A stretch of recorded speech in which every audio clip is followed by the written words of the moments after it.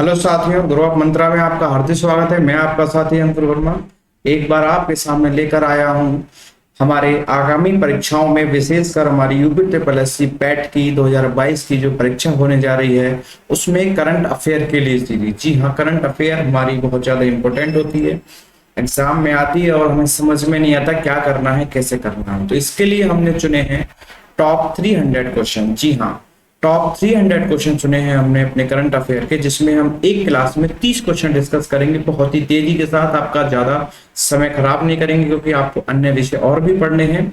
तो उसमें हम 30 क्वेश्चन हर एक क्लास में करेंगे, यानी कि 10 क्लास में हम 300 क्वेश्चन डिस्कस करेंगे, जिसमें हमारे सारे करंट अफेयर के क्वेश्चन आ जाएंगे। उम्मीद है कि सारे के सारे क्वेश्चन आपको एग्जाम में देखने को मिले। तो शुरू करते हैं अपने आज की क्लास। इसी के साथ सभी लोग अपने वीडियो को लाइक कर दें और हो सके अगर चैनल सब्सक्राइब नहीं किया हो तो चैनल को सब्सक्राइब कर दें। तो आज का सेशन शुरू करते हैं। तो आज की हमारी क्लास में पहला क्वेश्चन है करंट अफेयर का कि मई 2022 में सेबी ने अपनी जोखिम प्रबंधन समीक्षा समिति, जी हाँ, जो सेबी है हमारी भारतीय प्रतिभूति और विनिमय बोर्ड, जो है सेबी जिसे बोला जाता है, security exchange board of India. तो सेबी ने एक जोखिम प्रबंधन समीक्षा समिति का गठन किया है, जिसके अध्यक्ष कौन है। तो आपका टाइम शुरू होता है, आपको 10 सेकंड मिलेंगे, उसके बाद मैं आपको उत्तर क्वेश्चन का दे दूंगा। तो आज का क्वेश्चन कमेंट करेंगे सभी लोग, उसके बाद आपको आंसर मिलेगा। 210, ठीक है। तो मई 2022 में जो सेबी ने जोखिम प्रबंधन समीक्षा समिति बनाई है, उसके अध्यक्ष हैं हमारे, अगर हम बात करें ऑप्शन नंबर ए, जी हाँ, तो जो है जयंत आर वर्मा हमारा क्या है, एकदम करेक्ट आंसर है। तो जयंत आर वर्मा हमारे जोखिम प्रबंधन समीक्षा समिति के अध्यक्ष बने हैं। तो पहले का आंसर हो गया जयंत आर वर्मा। इसके सेबी की एक समिति है ये। सेबी की स्थापना कब की गई थी? 1992 में। 1988 में इसकी वो हुई है, लेकिन जो इसको आधिकारिक रूप से जो शुरुआत की गई है इसकी 1992 से की गई। इसका काम क्या है? पूंजी बाजार से संबंधित जो भी नियम होते हैं, रूल्स एंड रेगुलेशन, सबको बनाना और आदि सब चीजों की देखभाल करना, ये किसका काम होता है? सेबी का होता है। चलते हैं अगले क्वेश्चन की तरफ।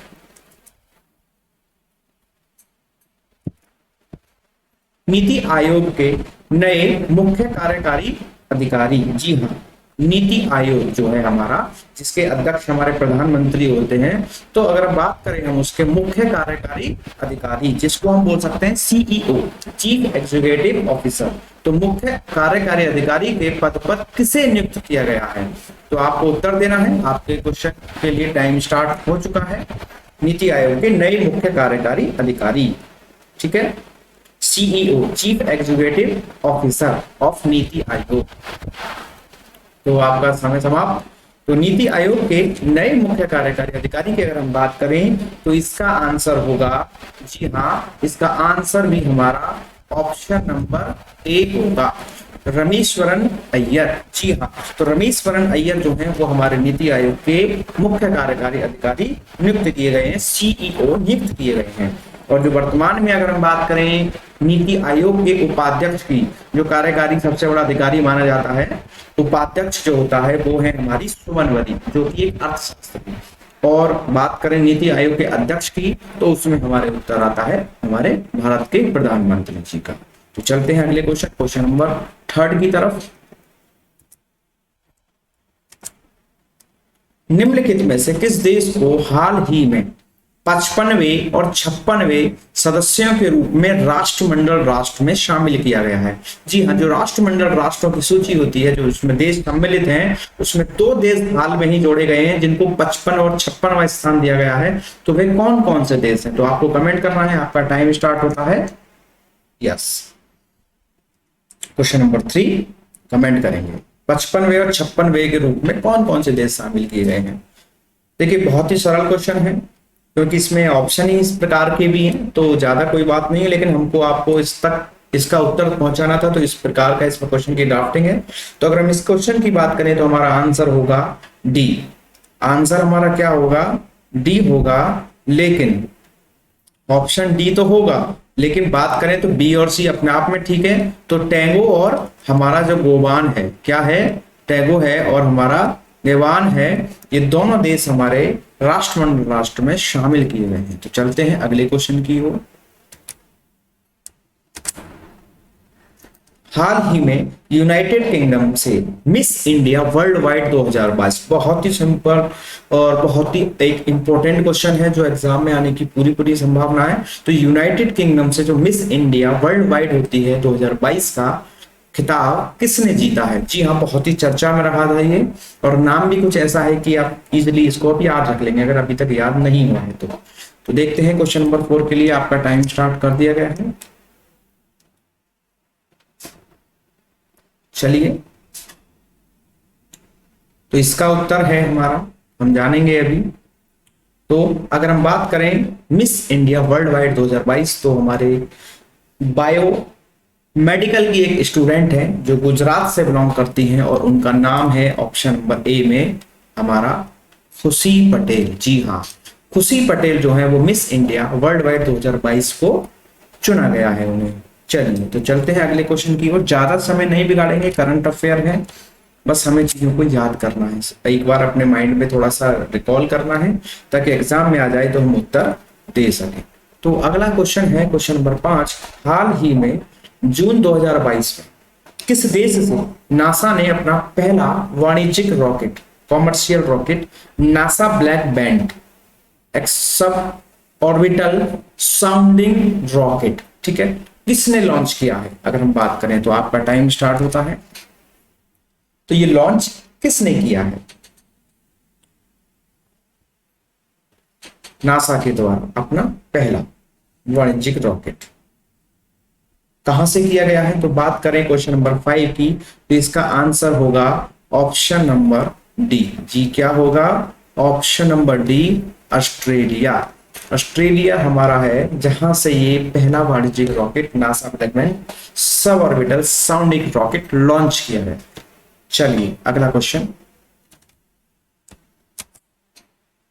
किस स्मॉल फाइनेंस बैंक, SFB भी बोल देते हैं इनको, स्मॉल फाइनेंस बैंक ने हाल ही में एनओजी बच्चों के नाम के बच्चों के लिए एक बचत खाता शुरू किया है? बच्चों के एक सेविंग अकाउंट के रूप में एक स्मॉल फाइनेंस बैंक ने एंजॉय ने क्या किया है? बचत खाता शुरू किया है। तो किसने किया है? आपको उत्तर देना है, आपका टाइम स्टार्ट होता है। Question number 6।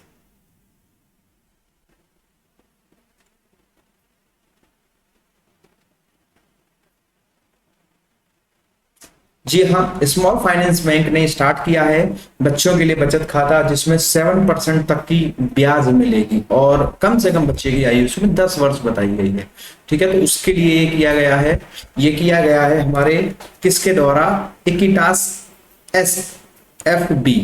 SFB होगा ये, ऐसी भी नहीं है। क्वेश्चन नंबर 6 का आंसर होगा option number D, SFB,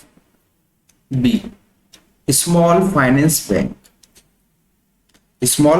bank है इक्विटास, ठीक है। चलिए तो चलते हैं अगले क्वेश्चन की तरफ।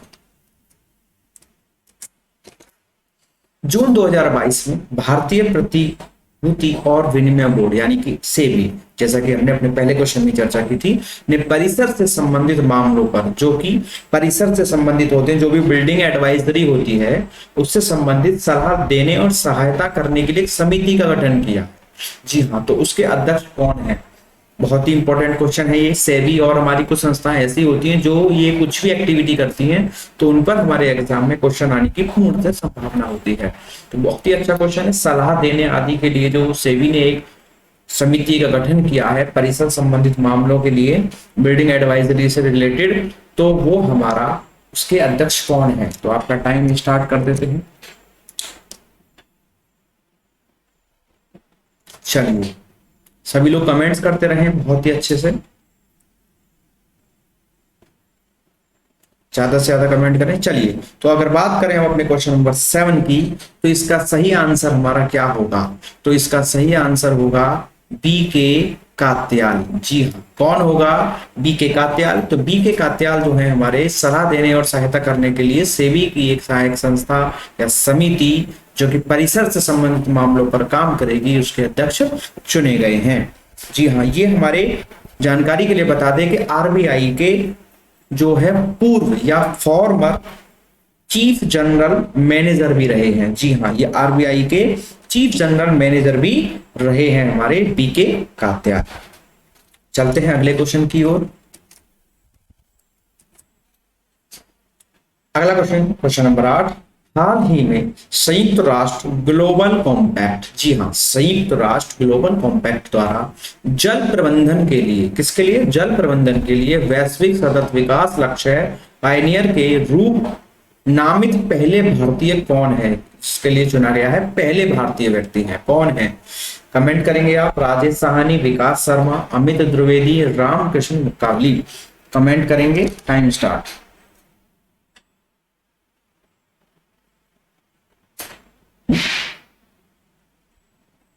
टाइम समाप्ति की ओर। ठीक है, क्वेश्चन टाइम ओवर।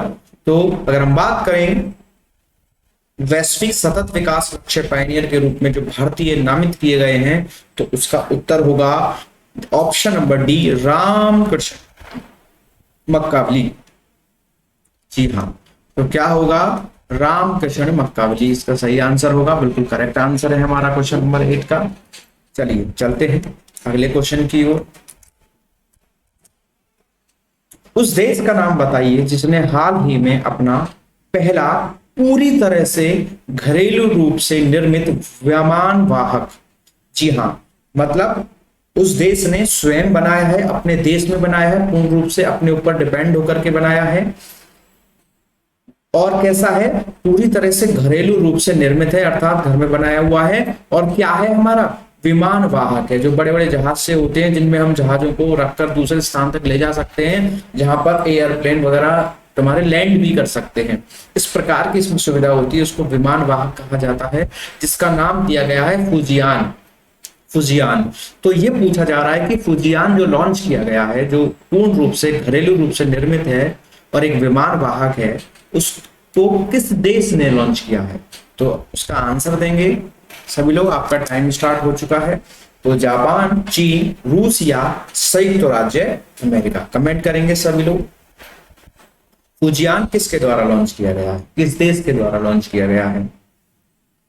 तो अगर हम बात करें फुजियान की, तो देखो हम नाम से ही थोड़ा सा कुछ समझ पा रहे हैं कि कुछ अजीब सा नाम है, या जापानी या कुछ चीनी सा नाम है। तो एक बार में ए या बी में से कोई उत्तर होना चाहिए। और अगर हम बात करें एग्जैक्ट, तो बिल्कुल इसका सही आंसर होगा बी, चीन। जी हाँ, चीन के द्वारा फुजियान नामक विमान वाहक जो है लॉन्च किया गया है, जिस पर क्या करते हैं, समुद्र वगैरह से और इस प्रकार की जो बहुत बड़ा जहाज सा होता है, समुद्र में जहाज वगैरह को ले जाना और उनको लैंड वगैरह कराने के लिए इसको प्रयोग में लिया जाता है। चलते हैं अगले क्वेश्चन की ओर। सेबी ने हाल ही में एक 20 सदस्यीय हाइब्रिड सिक्योरिटीज एडवाइजरी, जी हाँ, सेबी ने एक और 20 सदस्यों वाली एक एडवाइजरी या कमेटी की स्थापना की है, जो उसको हाइब्रिड सिक्योरिटीज एडवाइजरी का नाम दिया गया है। उसके अध्यक्ष कौन है? जी हाँ, सेबी से इंपॉर्टेंट एक और क्वेश्चन आपके सामने। तो सिक्योरिटीज एडवाइजरी कमेटी की स्थापना किसने की है, मतलब जो की गई है सेबी ने की है, एक तो उत्तर ये बनेगा। साथ में इसके अध्यक्ष कौन चुने गए हैं? तो आपका टाइम स्टार्ट कर देते हैं। ये आपका टाइम स्टार्ट हो गया। चलिए, तो कमेंट करेंगे सभी लोग क्वेश्चन नंबर 10 का। सेबी की स्थापना 1992 में की गई थी, जैसे कि मैं आपको पहले भी बताया है। चलिए, तो इसका उत्तर होगा हमारा ऑप्शन नंबर बी, केवी कामत। जी हाँ, देखिए मैं आपके इन क्वेश्चंस के आंसर में आपने देखा होगा कि महसूस कर रहे होंगे कि मैं ऑप्शंस में नाम नहीं ले रहा हूं, क्योंकि करंट अफेयर में कुछ ऐसा होता है कि हम कुछ जितने नाम सुनते हैं वही एग्जाम में हमें कंफ्यूजन क्रिएट करते हैं कि ये नाम भी सुना हुआ सा लग रहा है। तो मैं उन नामों की चर्चा ही नहीं करना चाहूंगा जो उससे रिलेटेड नहीं है, क्योंकि जितने ज्यादा हमारे नाम हमारे दिमाग में आएंगे, हमारे जुबान पर आएंगे, तो हम उन शब्दों को, अगर नामों को थोड़ा सा रिकॉल करेंगे तो हमें कंफ्यूजन होगा। तो मैं चाह रहा हूँ डायरेक्ट सिर्फ उन्हीं नामों को ही बोला जाए जो हमारे उत्तर से संबंधित, ताकि एग्जाम में ऐसा ना लगे यार कोई आशीष चौहान भी कोई है मैंने पढ़ा था, तो आशीष चौहान को हम पढ़ ही नहीं रहे, हम सीधे केवी कामत को ही जानेंगे। ताकि क्या होगा, हमारे मन में डायरेक्ट एक क्लिक करेगा और उत्तर हमें देने में बहुत सहूलियत बनती है। तो करंट अफेयर में थोड़ा सा प्रयास करना चाहिए कि हमें अन्य नामों पर ज्यादा फोकस नहीं करना चाहिए, वरना एग्जाम में हमको ऐसा लगता है जैसे कि हमने इसको भी पढ़ा है या इसको भी हम जानते हैं। चलते हैं अगले क्वेश्चन की ओर। क्वेश्चन नंबर 11, किस देश ने हाल ही में एनपीसीआई इंटरनेशनल पेमेंट्स लिमिटेड जी हाँ के साथ यूपीआई और रुपे, जो हमारा इंडियन है रुपे कार्ड और यूपीआई सिस्टम जो हमारे इंडिया में चलता है ट्रांजेक्शन के लिए, ऑनलाइन ट्रांजेक्शन या पेमेंट ट्रांसफर के लिए, तो इन कार्ड को स्वीकार करने के लिए समझौता किया है एनपीसीआई के अंतर्गत, इंटरनेशनल पेमेंट लिमिटेड के साथ। चलिए, तो उसमें किसने किया है आपको उत्तर देना है। तो आपका टाइम शुरू होता है, तो आप कमेंट करेंगे अपना आंसर। सभी लोग कमेंट करते रहें। सभी का एक बार फिर बहुत बहुत स्वागत है ग्रो अप मंत्रा में। मैं आपका साथी अंकुर वर्मा। चलिए, तो आपका टाइम ओवर हो चुका है। तो हम बात करें अपने जिसने यूपीआई और रुपए कार्ड स्वीकार करने के लिए समझौता किया है देश ने, तो उसका आंसर हमारा होगा जी हाँ ऑप्शन नंबर बी, फ्रांस। जी हाँ, हमारा जो है फ्रांस है जिसने समझौता किया। चलिए, तो चलते हैं अगले क्वेश्चन की ओर। हाल ही में इटली में हुए 9वें कैटोलिका शतरंज महोत्सव, जी हाँ इटली में चेस जो होता है शतरंज से संबंधित कैटोलिका महोत्सव हुआ, के दौरान भारत के 74वें ग्रैंड मास्टर कौन चुने गए हैं। बहुत ही इंपॉर्टेंट क्वेश्चन है। चलिए, तो क्वेश्चन नंबर 12 का कमेंट करेंगे आंसर। 9वें कैटोलिका शतरंज महोत्सव के दौरान भारत के 74वें ग्रैंड मास्टर कौन बने हैं। जी हाँ, भारत के हैं ये और 19 वर्षीय हैं, यानी कि 19 साल इनकी आयु है। तेलंगाना राज्य से संबंधित है। तो उनका जान लेते हैं नाम क्या है। तो उत्तर है हमारा option number D, Rahul Shrivastava. जी हाँ, क्या है, राहुल श्रीवास्तव तेलंगाना से संबंध रखते हैं, यानी कि तेलंगाना के हैं और 19 वर्षीय हैं, जो कि 74वें ग्रैंड मास्टर बने हैं। चलिए, तो अगला क्वेश्चन की तरफ चलते हैं। हाल ही में क्वेश्चन नंबर 13, हाल ही में न्यूयॉर्क में संयुक्त राष्ट्र में भारत का स्थायी प्रतिनिधि कौन कर रहा है। बहुत ही मोस्ट इंपोर्टेंट क्वेश्चन है ये, कि न्यूयॉर्क में जो संयुक्त राष्ट्र में भारत का स्थायी प्रतिनिधि कौन कर रहा है इस समय। बहुत ही इंपॉर्टेंट क्वेश्चन है ये, क्योंकि ये महिला भी हैं, तो ऐसे क्वेश्चन ज्यादा इंपॉर्टेंट भी हो जाते हैं, क्योंकि हमारे देश में या समाज में आज की स्थिति है कि महिलाओं को बढ़ाया जाए, उनको उत्साहवर्धक किया जाए, उनको स्थान स्थिति को और मजबूत किया जाए। तो ऐसे क्वेश्चन कहीं ना कहीं और अच्छे एग्जाम में इंपॉर्टेंट माने जाते हैं, जिसमें कोई भी महिला सशक्तिकरण जैसी कोई भी बात हो, पॉजिटिव रेफरेंस हो फॉर द लेडीज या फीमेल। तो बात करते हैं क्वेश्चन नंबर 13 की। आपका टाइम स्टार्ट कर दिया, आप सभी लोग कमेंट करेंगे क्वेश्चन नंबर 13 का।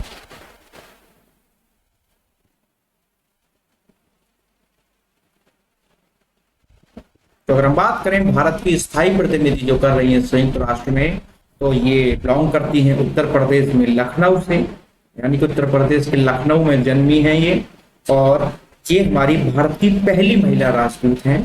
इनका नाम है हमारा ऑप्शन नंबर, अगर हम बात करें सी की, तो रुचिरा कंबोज। जी हाँ, जो रुचिरा कंबोज है वो हमारा सही उत्तर है। बहुत ही मोस्ट इंपोर्टेंट क्वेश्चन है, सभी लोगों को ध्यान रखना है। चलिए, तो रुचिरा कंबोज हमारा सही आंसर है। चलते हैं अगले क्वेश्चन की तरफ। हाल ही में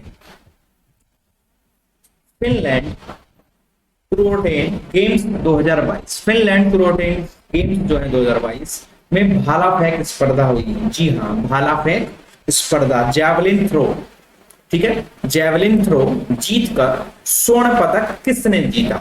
भाला फेंक स्पर्धा है, जैवलिन थ्रो में स्वर्ण पदक किसने जीता। जी हाँ, बहुत ही ज्यादा चर्चित क्वेश्चन है ये, बहुत ज्यादा एग्जाम बार बार न्यूज़पेपर न्यूज और आदि आदि जगहों पर सोशल मीडिया पर देखने को मिला है और एग्जाम में भी आने की पूर्ण संभावना है। तो क्वेश्चन नंबर 14 का कमेंट करेंगे। आपका टाइम स्टार्ट होता है अब। क्वेश्चन नंबर 14, जैवलिन थ्रो, जी हाँ हरियाणा से संबंधित बहुत ही होनहार, बहुत ही कम आयु के यानी कि युवा खिलाड़ी हमारे। तो क्वेश्चन नंबर 14 का करेक्ट आंसर है, जी हाँ आप लोगों का लगभग सभी का ठीक ही है, नीरज चोपड़ा। जी हाँ, क्या होगा? नीरज चोपड़ा। जी हाँ, नीरज चोपड़ा ने क्या भाला फेंक स्पर्धा फिनलैंड क्रोटेन गेम्स 2022 यानी कि जैवलिन थ्रो में हमारा स्वर्ण पदक जीता है। चलते हैं अगले क्वेश्चन की तरफ। Question number 15। हाल ही में कौन सा हवाई अड्डा अपनी जरूरतों के लिए और अपनी जरूरतों के लिए यानी कि एक हवाई अड्डा है हमारे देश में जिसने अपनी जरूरतों को यानी कि जो भी एनर्जी, इलेक्ट्रिसिटी आदि जो भी चीजें चाहिए उन सबकी पूर्ति के लिए जल और सौर ऊर्जा पर चलने वाला, यानी कि जल, वाटर एंड सोलर एनर्जी से ही अपनी सारी चीजें वो रेगुलेट करेगा, मेंटेन करेगा, उन्हीं को यूज में लेते हुए ऐसा कौन सा भारत का पहला हवाई अड्डा बन गया है? जी हाँ, एक बार फिर से समझ लेते हैं। भारत का ऐसा हवाई अड्डा या ऐसा पहला हवाई अड्डा जो अपनी सारी जरूरतों को खुद ही पूरा करेगा जल और सौर ऊर्जा के आधार पर या की सहायता से। तो बताएंगे आप कौन सा इसका सही आंसर है ऑप्शन नंबर ABCD में से कि किस में हमारा भारत कौन सा इसमें से हमारा हवाई अड्डा पहला हवाई अड्डा बना है? जी हाँ, तो पहले हवाई अड्डे की अगर हम बात करें तो आपका टाइम ओवर हो चुका है कमेंट का। तो अगर हम इसकी बात करें तो इसका सही आंसर होगा ऑप्शन नंबर बी। जी हाँ, इंदिरा गांधी अंतरराष्ट्रीय हवाई अड्डा।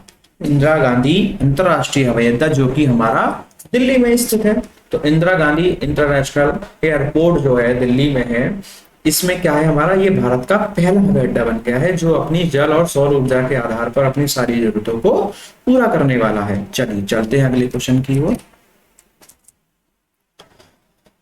एक्स खान क्रेस्ट। जी हाँ, एक्स खान क्रेस्ट एक बहुराष्ट्रीय शांति अभियान है। ये बहुराष्ट्रीय शांति अभियान एक्स खान क्रेस्ट किस देश ने आयोजित किया है? जी हाँ, जिसमें भारतीय सेना ने भी हमारी भाग लिया था इस बार।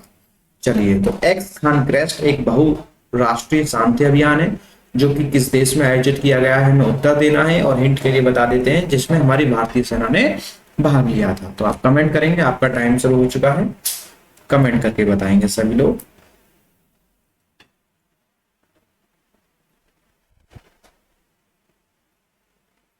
चलिए, तो आपका टाइम ओवर होता है। तो अगर हम बात करें तो इसका आंसर होगा ए, मंगोलिया। जी हाँ, तो मंगोलिया है हमारा जहां पर एक्स खान क्रेस्ट एक बहुराष्ट्रीय शांति अभियान आयोजित किया गया जिसमें हमारी भारतीय सेना ने भी भाग लिया था। चलते हैं अगले क्वेश्चन की ओर। क्वेश्चन नंबर 17 आपके सामने है।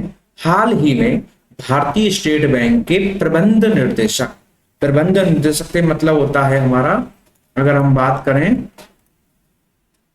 तो इसे बोलते हैं MD, मैनेजिंग डायरेक्टर। जी हाँ, मैनेजिंग डायरेक्टर के रूप में, यानी कि जो हमारा भारतीय स्टेट बैंक है इसमें अभी एक हाल ही में एक प्रबंध निर्देशक की नियुक्ति की गई है, मैनेजिंग डायरेक्टर की नियुक्ति की गई है। भारतीय स्टेट बैंक जो भारत का सरकारी यानी कि जो गवर्नमेंट सेक्टर का सबसे बड़ा बैंक माना जाता है भारतीय स्टेट बैंक, उसके प्रबंध निर्देशक के रूप में किसको नियुक्त किया गया है? तो आप कमेंट करके उत्तर देंगे, आपका टाइम शुरू हो गया। चलिए, सभी लोग साथी कमेंट करेंगे फटाफट से क्वेश्चन नंबर 17 का।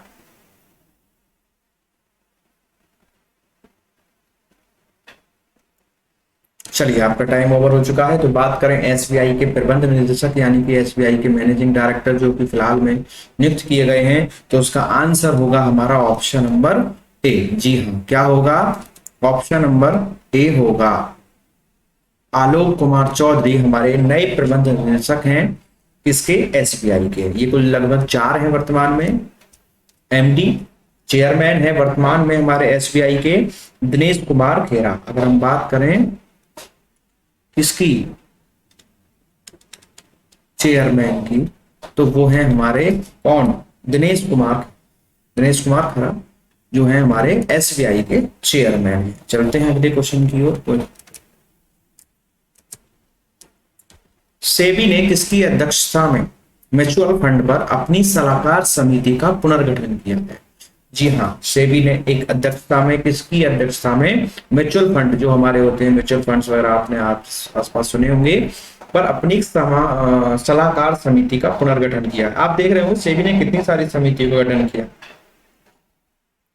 तो इसके पीछे कारण है, सेबी का काम ही है रूल्स रेगुलेशन करना, और किसी प्रकार की कोई गलत ना हो, किसी के साथ कोई धोखेधड़ी ना हो, किसी को किसी भी प्रकार से कोई भी हरासमेंट ना हो, इन सब चीजों से बचाना। इसलिए सेबी इस प्रकार की एक्टिविटी करते रहते, विभिन्न चीज गठित समिति आदियों का गठन करती रहती है। तो सेबी ने किसकी अध्यक्षता में म्यूचुअल फंड पर अपनी सलाहकार समिति का पुनर्गठन किया है? कमेंट करेंगे, आपका टाइम स्टार्ट हो चुका है। क्वेश्चन नंबर 18, सभी लोग कमेंट करेंगे इसका।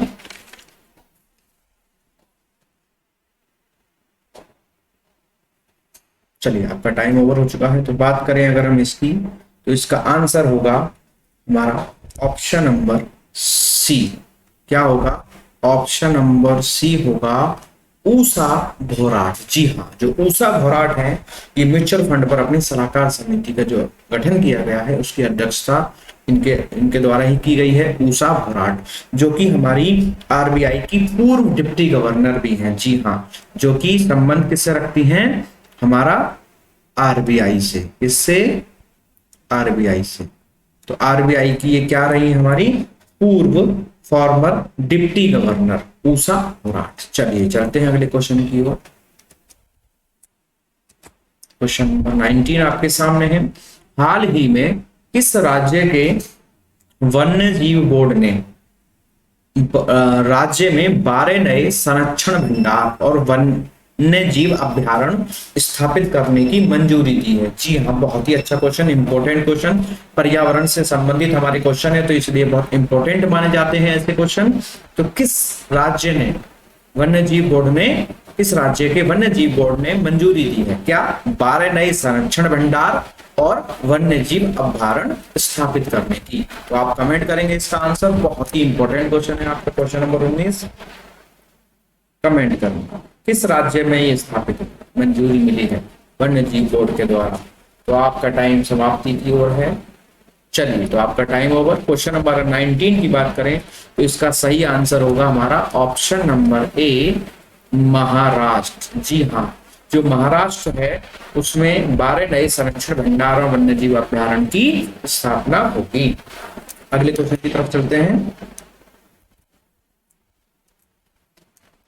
क्वेश्चन नंबर 20, किस खिलाड़ी ने कुल 22 ग्रैंड स्लैम खिताब जीतकर, जी हाँ, क्या करे हैं? कुल 22 ग्रैंड स्लैम खिताब जीतकर हाल ही में इतिहास रचा है? बहुत ही इंपॉर्टेंट क्वेश्चन। क्वेश्चन नंबर 20 जो है बहुत ही एक इंपॉर्टेंट क्वेश्चन है। चलिए, तो इस खिलाड़ी ने कुल 22 ग्रैंड स्लैम खिताब जीतकर इतिहास रचा है? टाइम स्टार्ट आपका हो चुका है। 22 ग्रैंड स्लैम खिताब। जी, आपका टाइम ओवर हो चुका है। तो हम बात करें इसके उत्तर की, तो इसका आंसर होगा ए, राफेल नडाल। जी हाँ, राफेल नडाल ने हमारे 22 ग्रैंड स्लैम खिताब जीतकर इतिहास रचा है। जो कि कौन है? एक हमारे टेनिस प्लेयर हैं। कौन है?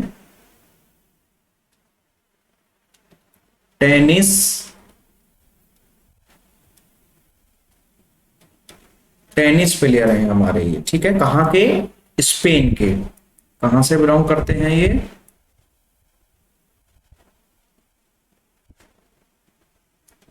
स्पेन से बिलोंग करते हैं हमारे राफेल नडाल। चलिए चलते हैं अगले क्वेश्चन की ओर।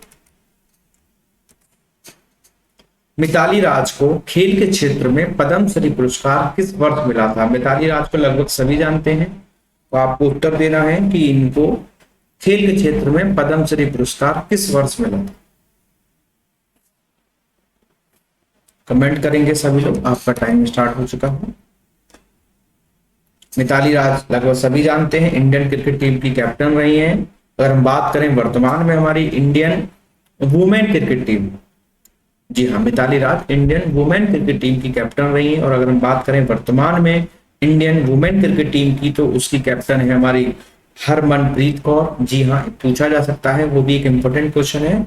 हरमनप्रीत कौर हमारी जो हमारी वुमेन क्रिकेट टीम है इंडिया की, उसकी कैप्टन है वर्तमान में। अगर मिताली राज की बात करें तो पूर्व में रही है और बहुत ही उम्दा एक अच्छी क्रिकेटर हैं ये। तो अगर बात करें इनके पद्मश्री पुरस्कार की, तो इनको मिला था, हमारा आंसर होगा ऑप्शन नंबर ए, 2015। तो 2015 में हमारा जो है इनको पद्मश्री पुरस्कार मिला था। चलते हैं अगले क्वेश्चन की ओर। भारत का पहला राष्ट्रव्यापी हाइब्रिड ब्लॉकचेन नेटवर्क, जी हाँ, ब्लॉकचेन से संबंधित, जैसे आपने बिटकॉइन आदि का नाम सुना होगा, उससे रिलेटेड है, ज्यादा इस पर चर्चा नहीं कर पाएंगे, बहुत बड़ा टॉपिक है। तो राष्ट्रव्यापी हाइब्रिड यानी कि जो हमारी डिजिटल करेंसी होती है उससे रिलेटेड होता है। तो राष्ट्रव्यापी hybrid blockchain network, Bharat blockchain network जिसका नाम है, किस कंपनी ने विकसित की है? जी हाँ, क्वेश्चन नंबर 22 आपका टाइम स्टार्ट होता है। किस कंपनी ने विकसित की है भारत ब्लॉकचेन नेटवर्क? भारत का पहला माना गया है ये, या पहला है। चलिए, आपका टाइम ओवर होता है। तो बात करें अगर इसकी, तो इसका आंसर होगा हमारा ऑप्शन नंबर सी, सूचना डेटा सिस्टम। जी हाँ, तो सूचना डेटा सिस्टम इसका बिल्कुल सही आंसर है। राष्ट्रव्यापी हाइब्रिड ब्लॉकचेन नेटवर्क जो है भारत का, भारत ब्लॉकचेन नेटवर्क, जो कि विकसित किया है हमारा सूचना डेटा सिस्टम ने। चलते हैं अगले क्वेश्चन की ओर।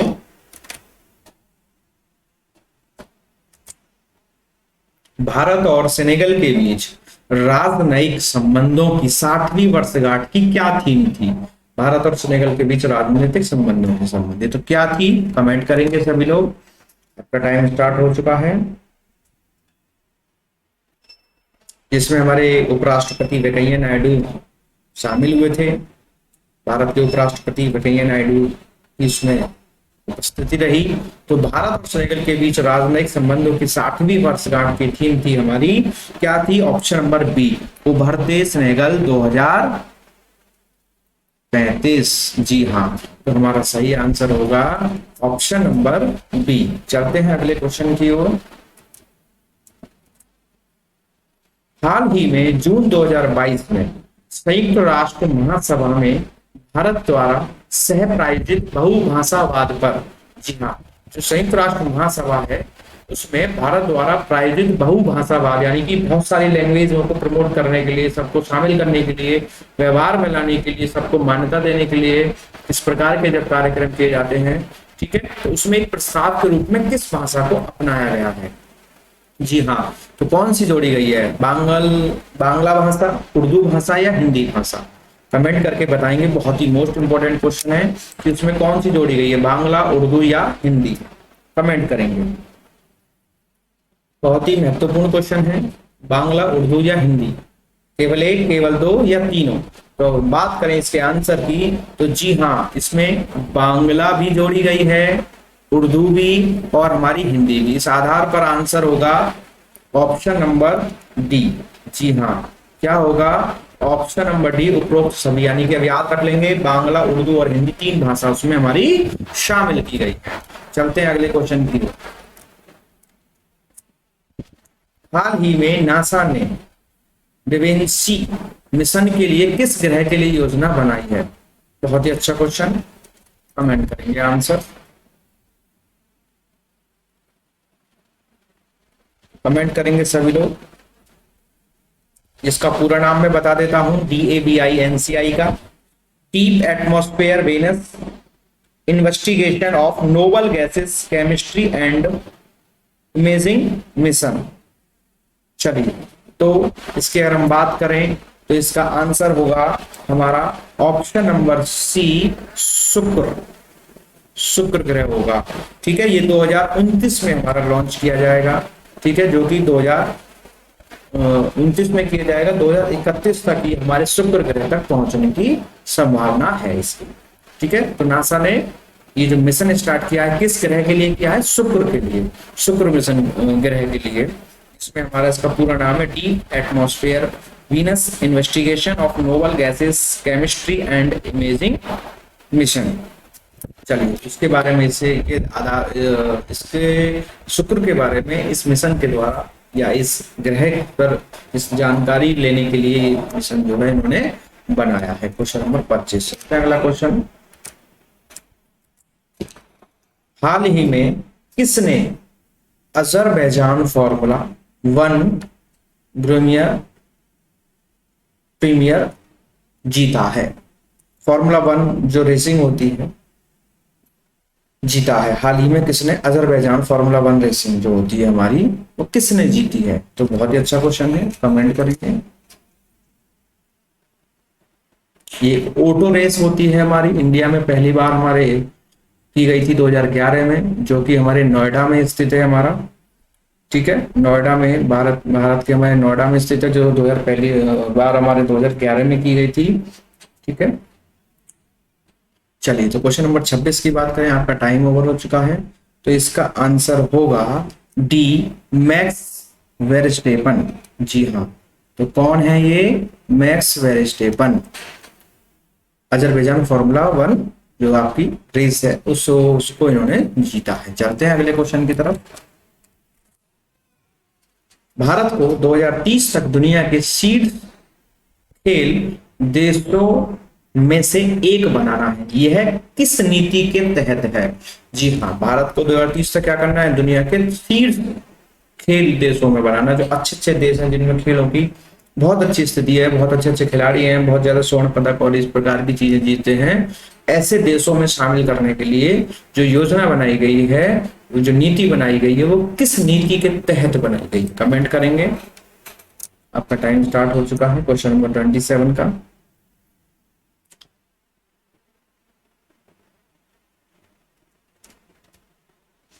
चलिए, समय आपका समाप्त। तो क्वेश्चन नंबर 27 की बात करें तो आंसर होगा राष्ट्रीय वायु खेल नीति। जी हाँ, ज्यादातर लोग इसका आंसर बी सोच रहे होंगे, लेकिन इसका आंसर है राष्ट्रीय वायु खेल नीति 2022।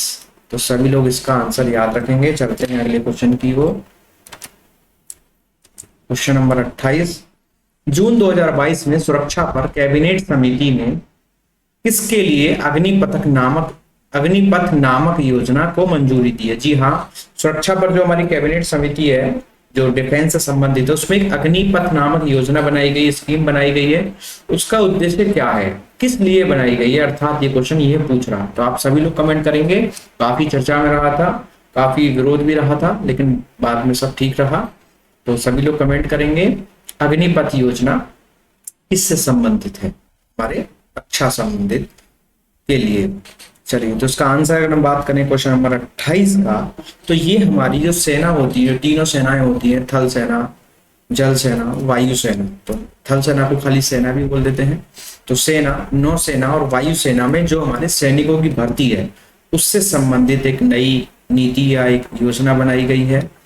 ठीक है, जिसका नाम दिया गया है क्या? हमारा अग्निपथ योजना। जी हाँ, जिसमें उनको क्या कहा जाएगा? अग्निवीर कहा जाएगा। जी हाँ, चलिए तो चलते हैं अगले क्वेश्चन की ओर। भारत की पहली फ्लाइंग टैक्सी, बहुत ही इंपॉर्टेंट है, फ्लाइंग टैक्सी कौन सी है? कमेंट करेंगे सभी लोग। फ्लाइंग टैक्सी से मतलब क्या है, आप कमेंट करेंगे। भारत की पहली फ्लाइंग टैक्सी का नाम क्या है?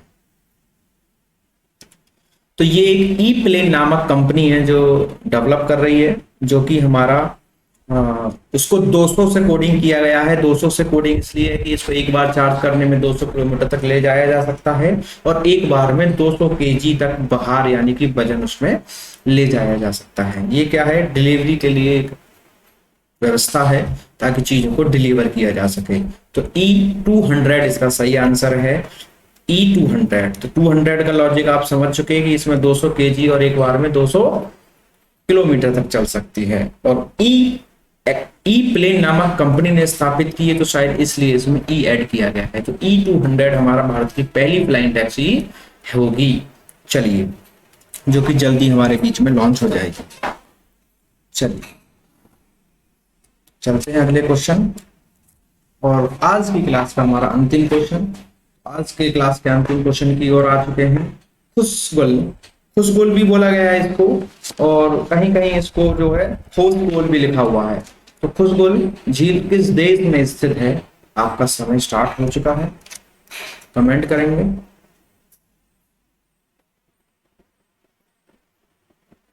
ये जो हमारी झील है, एक ताजे पानी की झील है, ताजे पानी की झील है, जो आयतन के हिसाब से जिस देश में स्थित है, जो कि मैं अभी आपको बताऊंगा, तो उसके आयतन के अगर हिसाब करें वॉल्यूम की बात करें तो उस हिसाब से अपने देश में पहला स्थान रखती है, और अगर क्षेत्रफल की बात करें, एरिया की बात करें तो अपना सेकंड स्थान रखती है। जो कि हमारे किस देश में स्थित है, तो ये है हमारे ऑप्शन नंबर बी, मंगोलिया देश में स्थित है।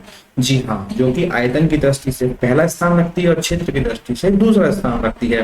कैसी झील है? ताजे पानी की झील है। तो साथियों, इसी के साथ आज के हमारे करंट अफेयर की जो सीरीज थी, इसमें हमने पहली क्लास में हमने 30% डिस्कस की। उम्मीद करता हूं कि आपको समझ में आए होंगे और आप इनको याद रख पाएंगे। इसी के साथ आपसे मिलते हैं अगली क्लास में, तब तक के लिए बने रहें, इसी प्रकार से सीखते रहें, समझते रहें और जुड़ते रहें।